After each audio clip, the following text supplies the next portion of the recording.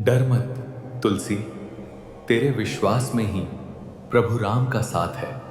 क्या आपने कभी सोचा है कि क्या आज भी भगवान अपने भक्त से मिलने आते हैं?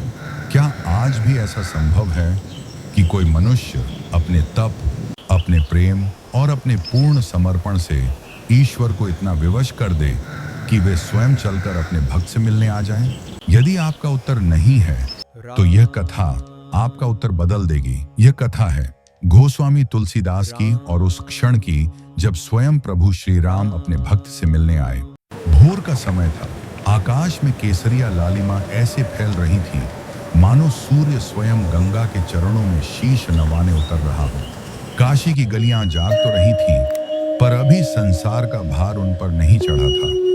केवल शंख, घंटियों और दूर दूर से आती आरती की ध्वनि। उसी पवित्र प्रातःकाल में एक संत नंगे पांव, हाथ में कमंडल और हृदय में एक ही प्रश्न लिए गंगा तट की ओर बढ़ रहे थे। वे एक पुराने मौन वृक्ष के पास रुके, उसकी जड़ों में जल अर्पित किया, नेत्र मूंद कर अत्यंत विनम्र स्वर में बोले, प्रभु, आप मुझे अपने दर्शन कब देंगे? मैंने सब त्याग दिया है, संसार, मान। अब बस ये जानना चाहता हूं, और कितनी प्रतीक्षा करनी होगी? यह एक दिन की प्रार्थना नहीं थी। यह प्रश्न वर्षों से तुलसीदास के हृदय में तप रहा था। हर प्रातः ब्रह्म मुहूर्त में गंगा स्नान के पश्चात वे उसी वृक्ष के पास आते। स्वच्छ मन, शांत चित्त और वही जल अर्पण। लोग देखते पर समझ नहीं पाते। कोई पूछता, महाराज यह तो साधारण सा वृक्ष है, न मंदिर न तीर्थ।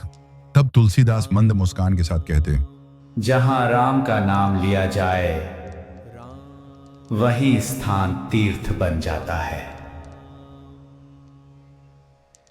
लोक कथाएं कहती हैं उस वृक्ष के भीतर एक आत्मा वास करती थी। पूर्व कर्मों के बंधन में वह प्रेत योनि से मुक्त नहीं हो पाई थी। वह बोल नहीं सकती थी, चल नहीं सकती थी, और सबसे बड़ा कष्ट यह था कि वह प्यासी थी। प्रेत न कुएं का जल पी सकता था, न नदी का, न सरोवर का। पर जब तुलसीदास प्रतिदिन उस वृक्ष की जड़ों में जल अर्पित करते, वही जल उसकी तृष्णा शांत करता, और वह आत्मा हर दिन वही प्रश्न सुनती, प्रभु अब कब? समय के साथ सब बदल गया। वह वृक्ष अब पूरी तरह हरा भरा हो चुका था।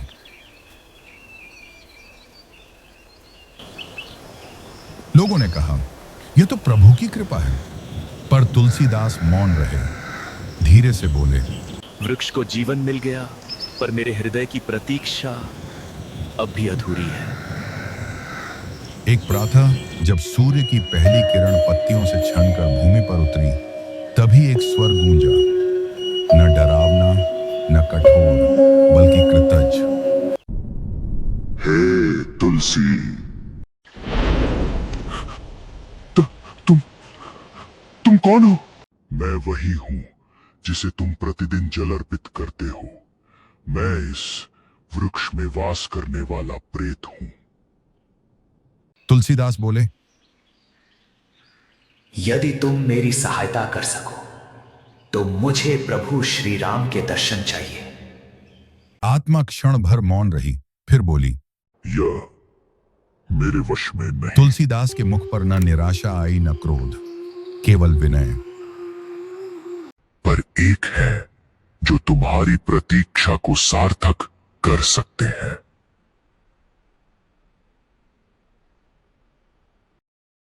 कौन? उत्तर आया, प्रभु हनुमान।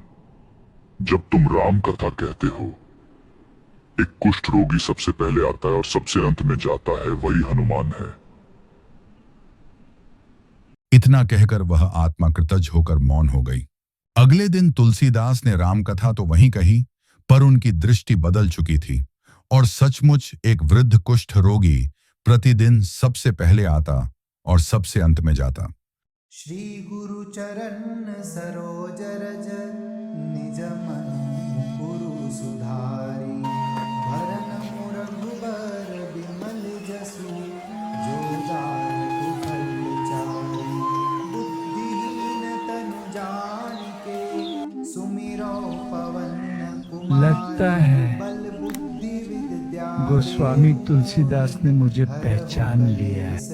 एक दिन कथा समाप्त होने के बाद तुलसीदास उस वृद्ध कुष्ठ रोगी के पीछे पीछे गए।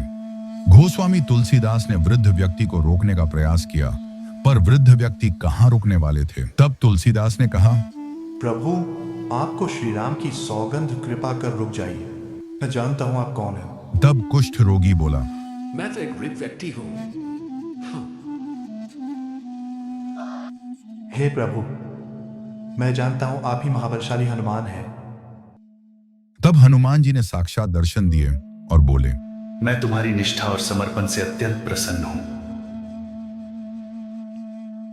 हे प्रभु हनुमान, क्या मुझे प्रभु श्री राम के दर्शन करने का सौभाग्य प्राप्त होगा? गोस्वामी, तुम चित्रकूट जाओ, वहीं तुम्हें प्रभु के दर्शन होंगे। वाराणसी में स्थित यह वही पावन स्थल है, संकट मोचन हनुमान मंदिर। कहा जाता है कि इसी स्थान पर गोस्वामी तुलसीदास जी को पहली बार हनुमान जी के दर्शन हुए थे। उसी दिव्य अनुभूति के स्मरण में तुलसीदास जी ने यहाँ इस मंदिर की स्थापना करवाई। मान्यता है कि यहीं हनुमान जी ने तुलसीदास जी के कष्टों का निवारण किया। इसी कारण यह मंदिर संकट मोचन के नाम से प्रसिद्ध हुआ। आज भी यह स्थान श्रद्धा, विश्वास और आशा का प्रतीक बना हुआ है। ऐसी मान्यता है कि जो कोई भी अपने जीवन के संकटों से मुक्ति पाना चाहता है, वह श्रद्धा के साथ यहाँ अवश्य आता है। कहा जाता है कि जब गोस्वामी तुलसीदास जी के हाथ में असह्य पीड़ा हुई, तब उन्होंने हनुमान जी की स्तुति में हनुमान बाहुक की रचना की। मान्यता है कि हनुमान बाहुक के पाठ से शारीरिक पीड़ा और मानसिक दुख में शांति मिलती है। इसीलिए आज भी इसे संकट के समय विशेष रूप से पढ़ा जाता है।